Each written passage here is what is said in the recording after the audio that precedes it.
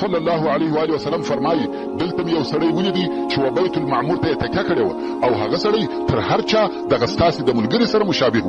ستاسې ملګري د لفظ څخه د رسول الله صلی الله علیه و آله وسلم خپل ځان مقصد و، یعنی هغه سړی په رنګ او شکل کې زما مشابه و. رسول الله صلی الله علیه و آله وسلم فرمایي چې پوښتنه مې وکړه یا جبريل دا څوک دی؟ هغه راته وویل دا ستا پلار ابراهیم علیه السلام دی. ورونو کوم وخت چې رسول الله صلی الله علیه و آله وسلم د یوه اسمانه و بل اسمان ته تشریف وړي او دغه انبیا او رسولان یې هلته لیده، دا یوازې لیدل نه وه بلکې هغه انبیا ورته راتله، سلام یې ورسره کاوه، د ده صلی الله علیه و آله وسلم استقبال او شراغله یې کاوه، خبرې یې ورسره کولې او د ده صلی الله علیه و آله وسلم د نبوت او رسالت تصدیق یې کاوه. بیا رسول الله صلی الله علیه و آله وسلم په دغه اووم اسمان کې د اسمان و هغه آخري حدودو ته تشریف یوړي او دلته جبريل علیه السلام د دوهم وار دپاره په هغه خپل واقعي شکل او صورت ولیدی چې بیا یې تر دغه وروسته په هغه خپله چهره او شکل نه دی لیدلی، ځکه جبريل علیه السلام د دغه ټولو کلو په جریان کې چې به وحي راوړلې په هغه خپل حقیقي او د ملکي په شکل نه راتلی. د رسالت په ټوله موده کې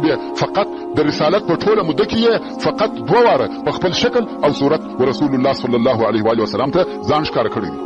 اول وار د بعثت په شروع کې چې د هغه بیان مو مخکې درته کړی دی او دوهم وار دغه د معراج په شپه دلته د اووم اسمان په اطرافو کې د سدرة المنتهى و درختې ته نږدې.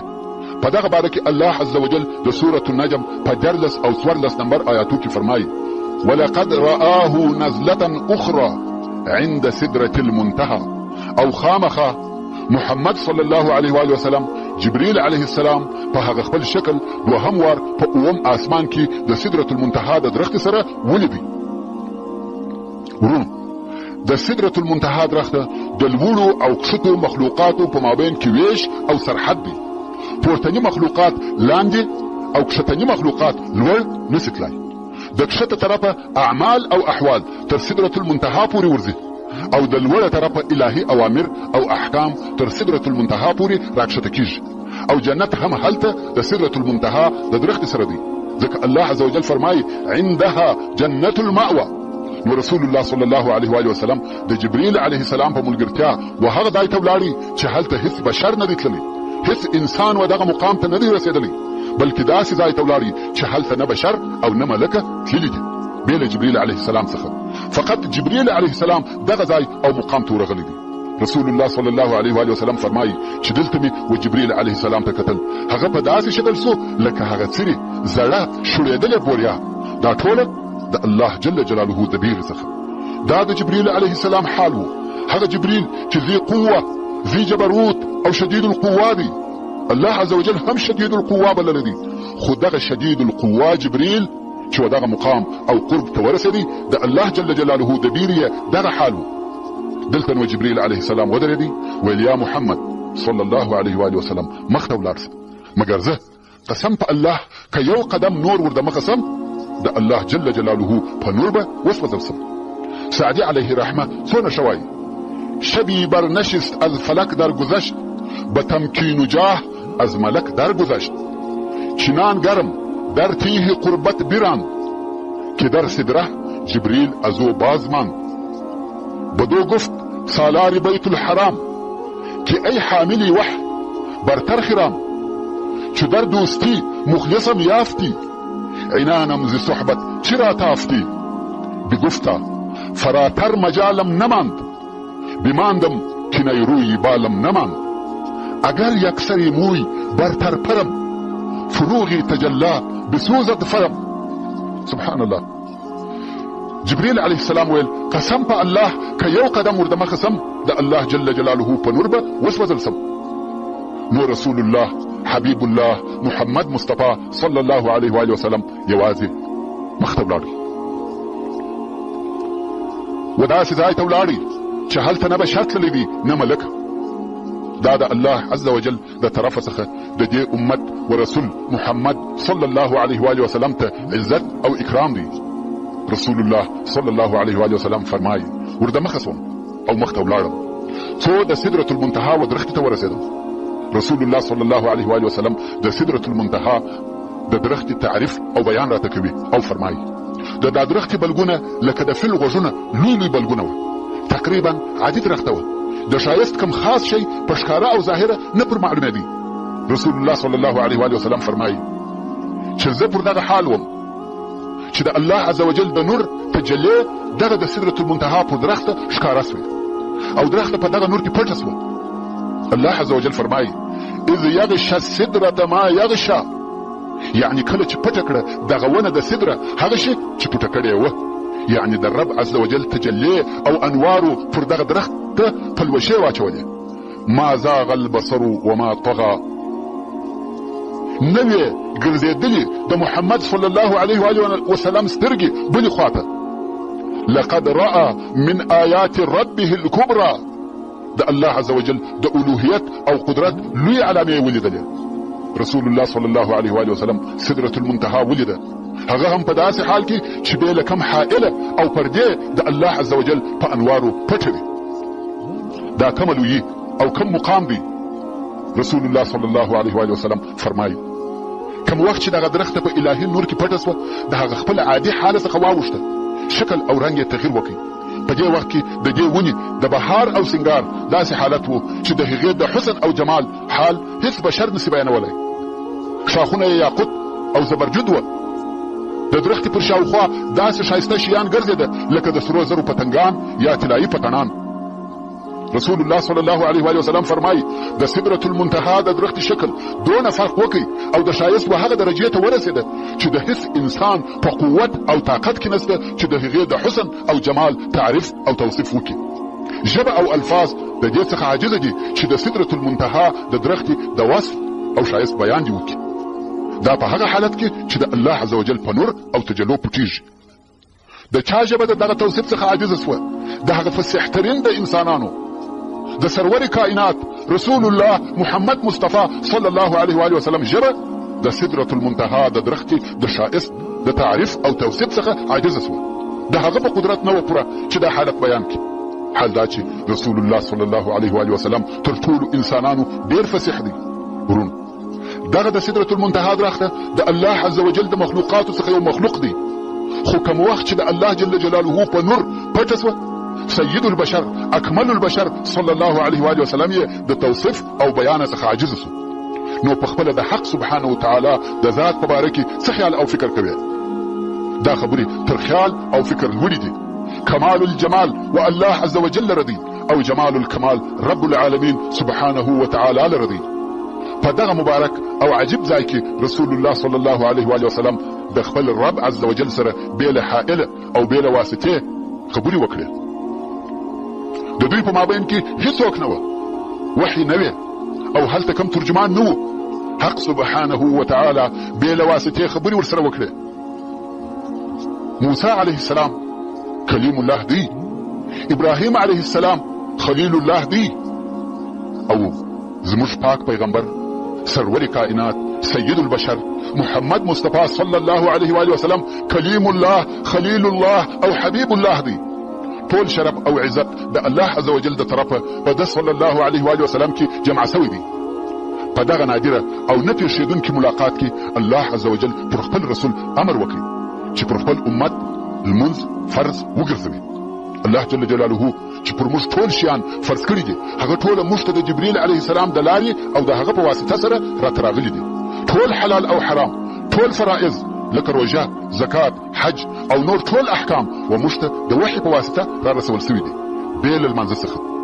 لمونځ د الله عز وجل په مستقیم امر سره او د الله عز وجل په مستقیمو خبرو سره بې له واسطې را باندې فرض سوی دي. د الله عز وجل په قدرت پوره چې لمونځ هم د وحي په واسطه را باندې فرض کړي، مګر یا د دې دپاره چې په اسلام کې د لمانځه درجه او مقام معلوم سي نو په لمانځه سره امر بې له واسطې و. دا هم د الله عز وجل په قدرت کې و چې رسول الله صلی الله علیه و آله وسلم پر مځکه وي او بې له واسطې یې په لمانځه سره امر کړي چې پر مځکه یې بې له واسطې خبرې ورسره کړي وای. مګر یا رسول الله صلی الله علیه و آله وسلم یې لوړ بوتي او هلته په دغه مقام کې لمونځ پر فرض کړي. دا د پاره د دې چې د لمانځه درجه او مقام معلوم سي. نو الله عز وجل په دغه مشرف او معزز ځای کې په لمانځه مکلف کړو. نو خود رسول الله صلی الله علیه و آله وسلم فرمایي زموږ او د کفارو په مابین کې فرق لمونځ دی. که چا پرېښاوه هغه کافر سو، العهد الذي بيننا وبينهم الصلاة فمن تركها فقد كفر. چې دا د لمانځه په باره کې لوی امر دی. د لمانځه لپاره د غونه شرف او عظمت کافي دي چې د الله عز وجل په مستقیم امر سره فرض سو او په داسې مبارک ځای کې فرض سو چې هلته نه به شر رسېدلی دي نه ملکه بې له سردار کونین سرور کائنات محمد مصطفی صلی الله علیه و وسلم څخه. پس له دغه عظیم او مشرف ملاقات څخه رسول الله صلی الله علیه و وسلم بیرته رجعت وکړي او راوګرځېدی. په لار کې د موسی علیه السلام سره ولیده. موسی علیه السلام پوښتنه ځینې وکړه چې الله جل جلاله په څه شي امر کړی. رسول الله صلی الله علیه و وسلم وفرمایل زما رب امر کړم چې په یوه شوا روز کې زما پر امت 50 منځونه فرض کړم. موسی علیه السلام ویل ما د بني اسرائیلو څخه تر دغه کم غوښته خو د هغو په وسه نسوه پوره او نیک کول. بیرته دې خپل رب ته رجوع وکړه او ستا د امت دپاره تخفیف ځینې وغواړه. رسول الله صلی الله علیه و وسلم و جبریل علیه السلام ته وکتل لکه په دغه باره کې چې مشوره ځینې غواړي. جبریل علیه السلام اشاره ورته وکړه که دې خوښه وي هو. رسول الله صلی الله علیه و وسلم هم و رب العالمین ته رجوع وکړه. اوس نو د دغه رجوع څخه مقصد دا دی چې بیرته یې سدرة المنتهی ته رجوع وکړه او که څنګه والله اعلم. مګر په ظاهره داسې ښکاري چې دغه رجوع په دعا سره و، یعنی دعا یې وکړه. په هر صورت ورب عز وجل ته رجوع وکړه او ویې غوښته چې دغه لمنځونه زما پر امت یو څه کم سي. الله عز وجل 10 لمنځونه پر کم کړه. بیا هم موسی علیه السلام ورته وایي چې ډیر دی او رسول الله صلی الله علیه و وسلم هم رجوع کوي. څو 10 سوه او بیا 20 سوه او بیا 10 سوه او بیا 15 سوه. بیا هم موسی علیه السلام ویل ما د بني اسرائیلو څخه تر دغه کم غوښته او نه سوای کولی.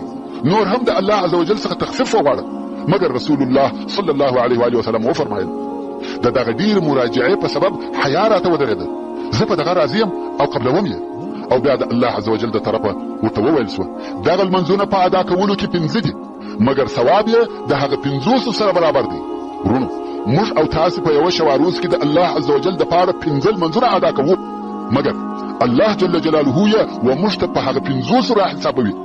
دا هم د رحیم او کریم رب عز وجل فضل او کرم دی. که چیرې موږ په هغه 50 لمنځو مکلف وای څه حال به مو وای؟ نو دا د الله عز وجل کرم او احسان دی چې لمنځونه 15 را باندې فرض کړه او ثواب هم د هغه 50 را کوي. او بیا نو رسول الله صلی الله علیه و وسلم د هغه معراج په واسطه بیرته بیت المقدس ته راوګرځېدی او د بیت المقدس څخه بیرته مکې مکرمې ته تشریف راوړي چې دا نو د اسراء څخه او بیرته راګرځېدل دي. او رسول الله صلی الله علیه و وسلم پر لارې څه شیان ولیده یا څه شیان ورته پیښ شول.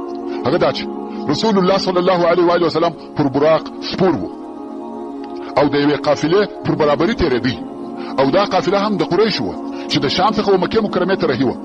د دغې قافلې څخه یوه اوښ دغه د براق تګ او تیزوالی ولیدی او وتورېدی.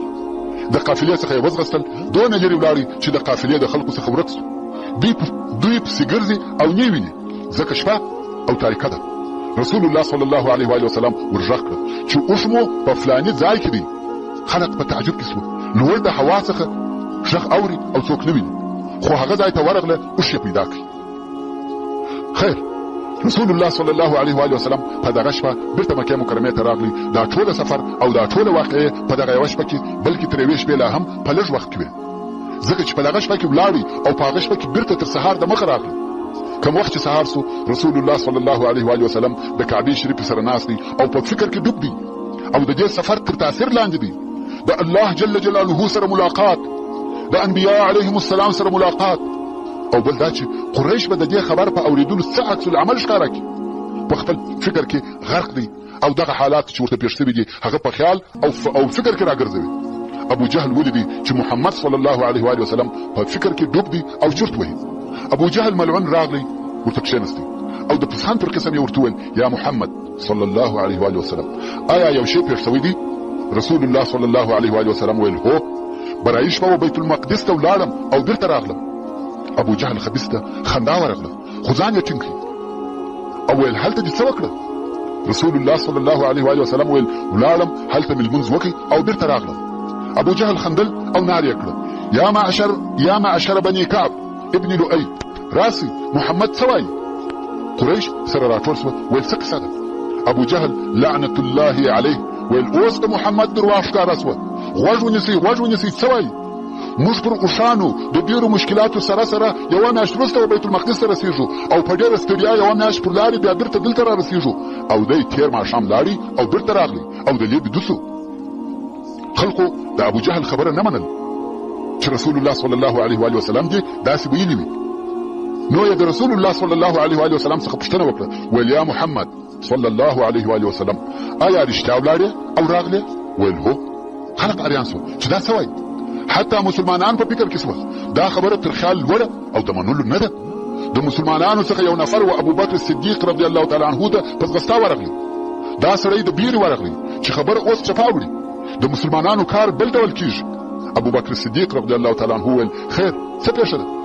سړي ویل رسول الله صلی الله علیه و وسلم وایي برایي د شپې بیت المقدس ته ولاړم او تر سهار د مخه راغلم. خلق ټول پر راګرځېدلي دي او ورته وایي خلاف وایي. په دې خبر د اسلام او مسلمانانو کار پای ته رسېږي. ابو بکر صدیق رضی الله تعالی عنه ویل که ده صلی الله علیه و وسلم ویلي رښتیا وایي. ان قال ذلك فقد صدق. دا بل خو مسلمان دی مګر بیا هم متردد او په شک کې دی، ځکه دا کار او دا سفر عجیب او غیر طبیعي دی. نو دوی دواړه رسول الله صلی الله علیه و وسلم ته ورغله. دلته پر رسول الله صلی الله علیه و وسلم قریش راګرځېدلي دي. هغه قریش چې همیشه د خلق د رسول الله صلی الله علیه و وسلم د خبرو د اوریدلو څخه منع کول، اوس نارې وهي. هر څوک چې وویني ورته وایي تراسه واوره محمد څه وایي. ابو بکر صدیق رضی الله تعالی عنه راغلی ورسول الله صلی الله علیه و وسلم ته کښېنستی او پوښتنه ځینې وکړه. ویل یا رسول الله آیا ته برایي شپه بیت المقدس ته ولاړې او بېرته راغلې؟ رسول الله صلی الله علیه و وسلم ویل هو. ابو بکر رضی الله تعالی عنه ویل صدقت، یعنی ته په دا خپل قول کې صادقه یې او زه منم. رسول الله صلی الله علیه و وسلم وفرمایل انت الصدیق. دلته د اول وار دپاره رسول الله صلی الله علیه و وسلم دغه د صدیق لقب وده رضی الله تعالی عنه ته ورکړي او د صدیق د لقب سبب هم دغه د معراج واقعه وه. دا د ابو بکر صدیق رضی الله تعالی عنه په ایمان کې لوړه درجه او لوی مقام و. کوم وخت چې رسول الله صلی الله علیه و وسلم ویل هو، د هیڅ شک او تردد ونه کوي، بالفور یې وویل صادقه یې، بې له نقاشه، بې له پوښتنې چې څنګه ولاړې او پر څه شي ولاړې، بې له هر څه صادقه مسلمان و. فورا یې وویل صدقت. او رسول الله صلی الله علیه و وسلم ورته ویل انت یا ابا بکر الصدیق. قریش و ابو بکر صدیق رضی الله تعالی عنه ته ویل ته څنګه دا خبره منې او څنګه ورته وایې صدقته؟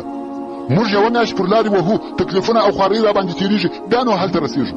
او دی په یوه شپه ولاړې او بېرته راغلی. ابو بکر صدیق رضی الله تعالی عنه ویل زه د ده خبرې چې تر دغه لا هم عجب کار وي منم. زه د ده هغه خبرې منم چې د اسمان څخه په یوه لحظه کې ورته راځي. زه په وحیو کې صادق بولم، هغه چې د اسمان څخه په یوه لحظه کې ورته را رسېږي. او اوس یې و بیت المقدس ته تګ عجیب وبولم او نه یې ومنم. بیا نو ابو بکر صدیق رضی الله تعالی عنه اراده وکړه چې و خلقو ته د رسول الله صلی الله علیه و وسلم صداقت او رښتیا ویل ورښکاره کړي او دا ثابته کړي چې رسول الله صلی الله علیه و وسلم صادق دی. نو ویل یا رسول الله موږ خبر یو چې تا په پخوا کې بیت المقدس نه دی لیدلی او هلته نه یې تللی. ورونو تاسو ته هم معلومه ده چې رسول الله صلی الله علیه و وسلم په هغه خپلو سفرونو کې شام ته تللی و خو بیت المقدس ته نه و تللی. ابو بکر صدیق رضی الله تعالی عنه خپل خبره نور هم پسې پوره کړه چې تا بیت المقدس په خپل ژوند نه دی لیدلی خو موږ تللی یو او لیدلی مو دی. او په حاضرو خلقو کې هم داسې ډېر خلق شته چې بیت المقدس یې لیدلی دی او دا چې ته برایي ولاړې او ولیدلی دی نو موږ ته د هغه بیان وکړه. رسول الله صلی الله علیه و وسلم هم د بیت المقدس د علامو په بیانولو شروع وکړه.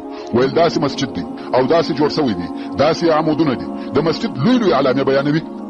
دلته ځینې قریش وه چې بیت المقدس ته په ډېر تله، هغو پوښتنې شروع کړې، د هر شي پوښتنه کوي، مفصل جواب او بیان غواړي. ورونو تاسې ته معلومه ده که یو څوک مسجد ته د لمانځه د ادا کولو دپاره ولاړ سي، هغه لمونځ کوي او بېرته راوځي. د مسجد پر دروازو او کلکینانو فکر نه کوي چې څو دروازې، څو کلکینان، څو ستنې یا عمودونه لري او داسې نور ډېر شیان د دغه لمونځ کوونکي په فکر کې نه وي. او رسول الله صلی الله علیه و وسلم هم هلته د لمانځه او د انبیا علیهم السلام د ملاقات دپاره تللی و.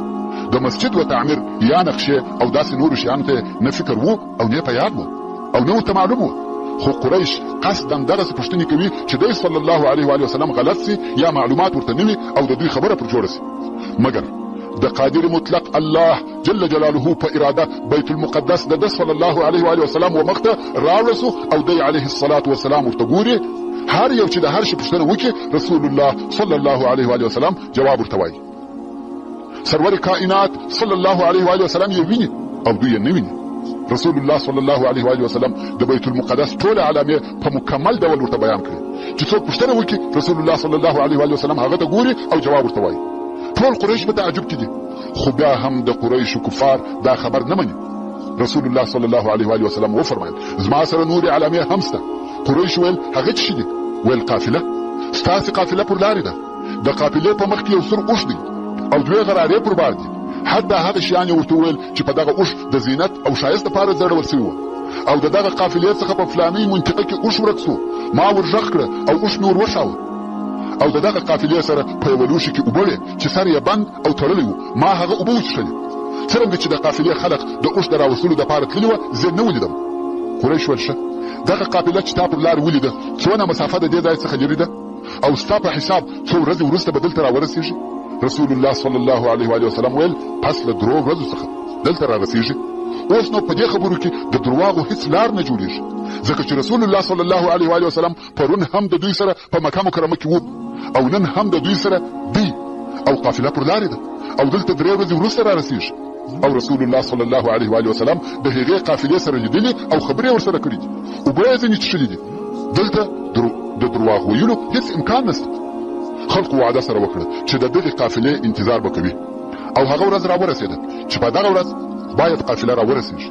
سهار وختي د مکې مکرمې ډېر خلک د باندې ور ووتل او د قافلې انتظار کوي. واقعا هم په دغه ورځ قافله راورسېده او د قافلې په مخ کې هغه سور اوښ دی او هغه علامې هم ټوله پر شته کومې چې رسول الله صلی الله علیه و وسلم بیان کړي وې. کوم وخت چې قافله راورسېده قریشو پوښتنه ځینې وکړه چې ستاسې اوښ ورک سوی و؟ ویل هو اوښ مو ورک او د یو چا غږ مو واورېدی چې اوښ یې راوښود او اوښ هم هلته و. قریش ویل ستاسې اوبه کمې سوي یا لږ سوي وې؟ ویل هو. اوس قافله والا پوښتنه کوي چې تاسې چا خبر کړاست چې موږ ته دا واقعې پېښې سوي دي؟ قریش ویل دا محمد صلی الله علیه و وسلم و او هغه دا خبر راوړي. خو سره د دغه لویو معجزاتو بیا هم قریشو نه ایمان راوړي او نه مسلمانان سو. ورونو دغه د اسراء او معراج واقعه د هغو معجزو څخه نه ده چې الله عز وجل خپل حجت او دلیل پر کفارو قائم او ثابت کړي بلکې دغه حادثه او واقعه د دې دپاره وه چې الله عز وجل پر خپل محبوب سرور کائنات صلی الله علیه و وسلم هغه غم او تشویش کم کړي کوم چې دی صلی الله علیه و وسلم یې ظاهراوه او د رسول الله صلی الله علیه و وسلم زړه ثابت او قائم کړي. د دې واقعې څخه په خپل رسول الله صلی الله علیه و وسلم مقصد وو نه د خلقو دپاره د معجزو اثبات. د دغه مقصد د اثبات لپاره د الله عز وجل هغه قول دلیل دی چې فرمایي لنريه من آیاتنا انه هو السميع البصير. دا د اسراء او معراج قصه.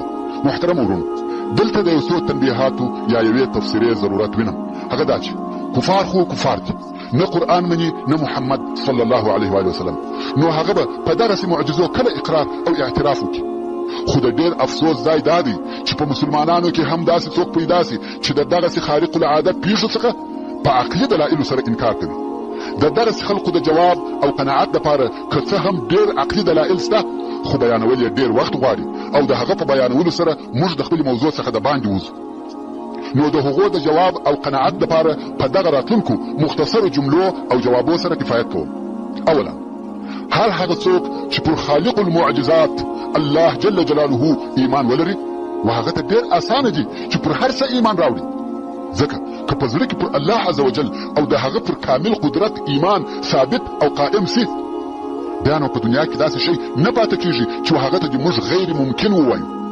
دوهم زموږ مسلمانانو عقیده دا ده چې د رسول الله صلی الله علیه و وسلم په ژوند کې د ده علیه الصلاة وسلام عمده او ښکاره صفت دا دی چې دی رسول الله او نبی الله دی. نو په دې کې هیڅ شک نشته چې نبوت او رسالت د هغه غیبي معانیو څخه دی چې زموږ د عقل او احساس تر معانیو او مقیاسو نه لاندې کېږي. نو داسې معجزې او د بشري عادت څخه مخالف کارونه د ده صلی الله علیه و وسلم په کیان او ذات کې موجود دي. دغه معجزې او خارق العاده کارونه د ده صلی الله علیه و وسلم د ذات څخه تر هغو نسي لرې تر هغو نسو لري کولای او نسو جلا کولای تر څو د ده علیه الصلاة والسلام د ژوند څخه د نبوت صفت ایستل او دا کار هغه وخت کولای سو چې په ښکاره سره د دین څخه انکار وکړو. د رسول الله صلی الله علیه و وسلم څخه د نبوت صفت یو څوک څه وخت لري کولای سي؟ هغه وخت لري کولای سي چې د دین څخه انکار وکړي. او تاسو پوهیږئ کوم وخت چې دین ځای د شک او انکار وګرځېدی بیا نو د معجزو د انکار یا اثبات لپاره بحث کول بې ځایه او بې معنا دي. که یو څوک کافر وي اسلام او ایمان نه مني الله او د رسول الله صلی الله علیه و وسلم رسالت نه مني نو دا هغه سره د معجزو د اثبات لپاره بحث کول څه معنا لري؟ دریم موږ ولې فکر نه کوو چې زموږ او ستاسې پر شاوخوا ټول شیان د خالق قدیر معجزې دي؟ کواکب او نجوم معجزه ده، د اسمانو حرکت معجزه ده، د جاذبې قانون معجزه ده، په انسان کې عصبي مجموعه معجزه ده، ستا په بدن کې د وینې جوړېده او ګرځېده معجزه ده، ستا په بدن کې ستا روح معجزه ده. دغه انسان په خپله معجزه دی. تاسې نه ګورئ چې یو فرانسوي عالم شاتوبریان پر انسان څه شي نوم ایښی دی؟ وایي انسان یو غیبي او مجهول حیوان دی، الميتافيزيقي حیوان یې بولي.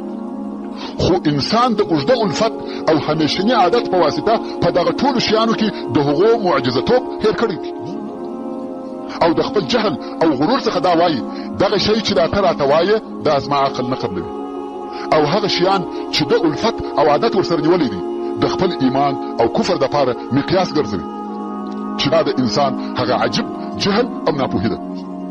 هر څونه چې په علم او مدنیت کې لوړ سي بیا هم د هغه خپل جهل څخه کار اخلي.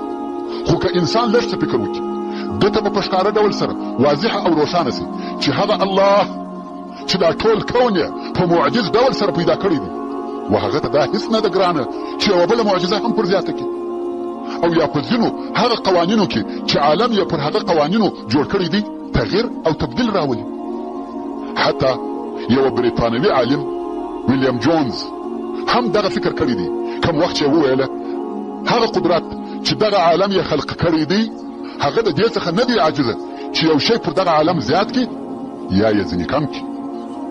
فرضاً که دغه کون یا عالم موجود نه وای او دغسې چاته چې د دغسې معجزو او خوارق العاده کارو څخه منکره وي ویل سوي وای چې دغسې کون او عالم به جوړ سي هغه به فوراً ویلي وای چې دا غیر ممکنه ده.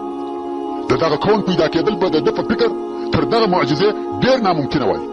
نو بناءً پر دغه څو لږو دلایلو هر مسلمان باید خامخا پوه سي چې رسول الله صلی الله علیه و وسلم رسول الله دی او الله عز وجل په دغه معجزو سره مکرم کړی دی لکه څرنګه چې د کون او د ژوند نورې ټولې معجزې د سره کېږي او زموږ عقلونه یې په اساني سره قبلوي دغه رنګه باید دغه معجزه هم په سهولت او اساني سره قبوله کړو.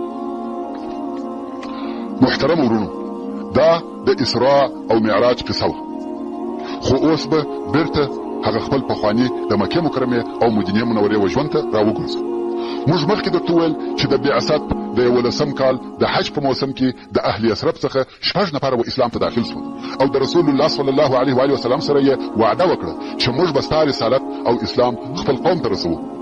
نو د دوی د کار نتیجه دا سوه چې په راتلونکي موسم کې یعنی د بعثت د 12 کال د حج په موسم کې چې د میلادي سنې د 1421 کال د جولای میاشتو د یثرب څخه 12 نفره مسلمانان د حج لپاره راغله چې په دوی کې 15 نفره هغه کسان وه چې په تیر کال کې د رسول الله صلی الله علیه و وسلم سره لیدلي وه او هغه 6 نفر چې د دوی سره په سږ کال کې نور راغلي هغه جابر ابن عبد الله ابن رئاب و او دغه نورو او دغه 9 نفرو نمونه په داسې ډول سره وه. معاذ ابن الحارث الخزرجي چې د بني نجار څخه و، ذکوان ابن عبد القیس الخزرجي چې د بني زریق څخه و، عباده ابن صامت الخزرجي چې د بني غنم څخه و، یزید ابن ثعلبه الخزرجي چې د بني غنم د حلفاو څخه و، العباس ابن عباده الخزرجي چې د بني سالم څخه و، ابو الهيثم ابن التيهان الاوسي چې د بني عبد الاشهل څخه و، عويم ابن ساعده الاوسي چې د بني عمرو ابن عوف څخه و. دغه دوه اخري نفر د اوس د قبیلې څخه و او نور ټول د خزرج د قبیلې څخه و. دغه 12 نفرو د رسول الله صلی الله علیه و وسلم سره په مینا کې د عقبې سره ولیده او د هلته بیعت ورسره وکړي دا هغه بیعت دی چې بیعت النساء ورته ویل کیږي، یعنی د ښځو بیعت. که څه هم په دغه بیعت کې ښځې نه وې، خو نوم د بیعت النساء په دې سبب پر کېښول سو چې په دې بیعت کې پر ایمان، اطاعت او ښو اخلاقو وعده وه.